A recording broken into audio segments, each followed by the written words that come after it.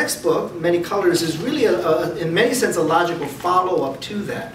But I want to make clear that you still need to go and get the first book if you haven't, just to make sure that we're on the same page here, because we still need to deal with the reality of a changing face of American Christianity. If you pulled your elder team together and asked them this question, when you say the gospel is ... and they put the top 3 or 4 kind of theological words that they attached to what the gospel is, of your team of 8 elders, how many of them would include either reconciliation or justice in the kind of core understanding of what the gospel is? Really what we're talking about is Imago Dei. We're talking about God making himself known in the uniqueness of all of our diverse cultural expressions. So I think diversity, multiculturalism really is a theological issue. It's a theological conversation about Trinitarian thought, about Imago Dei, Missio Dei, not just a social politicized topic that churches can easily dismiss as being something that's not really about the mission of the church. The book doesn't kind of follow this format, but as you're reading the book, I would ask you to look at 3 different things out of the book that might help form some of this conversation. The first is how Christians view culture, and the second is how Christians view history, and the third is how Christians view power. All that to say, I think a lot of times when dominant culture people try to dismiss it, it's really an issue of control and of power. To control the conversations, to remain in power in terms of, even if it's theology, like our theology is the correct theology, we're doing it the right way, and then to make that discussion of diversity as important as salvation, it doesn't fit into a theological construct.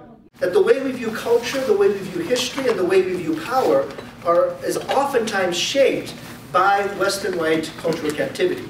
And so if we're really going to be genuinely and authentically multi-ethnic community, we need to be honest about how we address the issues of culture, history, and power. Your culture that you're embracing when you have a Confederate flag on your shirt is offensive to me.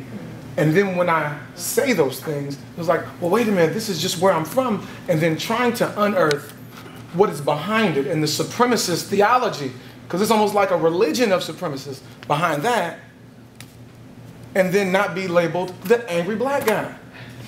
It's like, how do you navigate that so that they'll listen instead of just reject it? Because when you bring it up in the class, professor's uncomfortable, the students are uncomfortable. By saying that there's value in each culture, it's not to deny there's also fallenness in each culture. And I think one of the struggles of majority culture is the struggle to find the fallenness within their culture. Now, minority culture tends to know the fallenness because the media and majority culture tends to point it out to us quite frequently.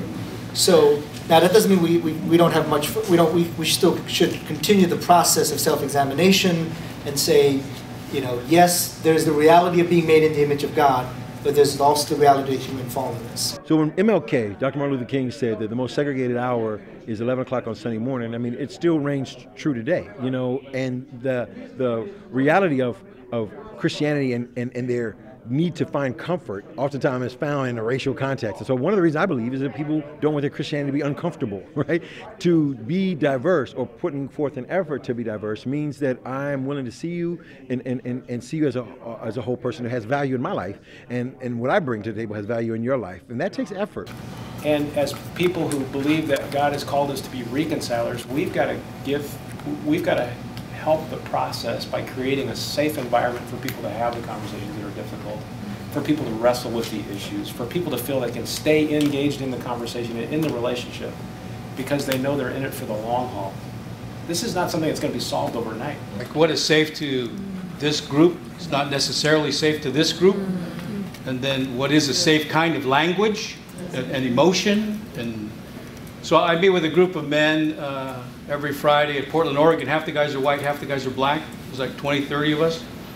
And black guys have a different way of thinking about safe language than white guys do. And so the black guys have to say, look, you're from the yelling and we're cussing around and, you know, all that stuff. And if you expect us to have to talk and behave like you so you can feel safe with us, then just get the hell out of this room. Because that's not loving me. That's controlling me. so often efficiency and progress and speed are really valued in white suburban churches. And that just doesn't sync up good with telling stories and listening to each other and going as slow as it takes to develop relationships. You could say things like, I don't see color, I just see you as my brother, you know. To me, that escalates conflict, and that de-escalates conflict. However, getting around the issue of having to deal with me just says, hey, you know what, I just want us to work together, we all could be one.